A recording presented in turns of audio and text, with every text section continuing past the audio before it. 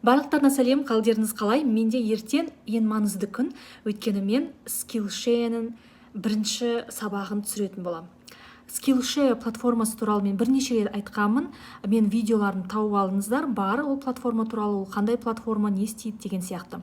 Ол жерде мен өзімнің бірінші сабағым, өзімнің жазып жүрген, күнделікті жазып жүрген дәптерлерім туралы, менің өздерің білетін шығарсыздар, мен өте көп дәптерлерім бар, ноутбук, ағылшынша дәптерлерім 6 ноутбук, әртүрлі мақсаттарға арналған.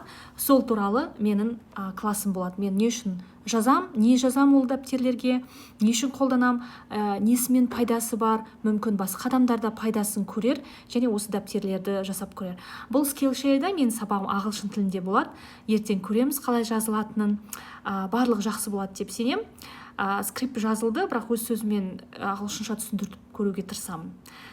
Егер сіздерге қызық болса, маған комментария жазыңыз.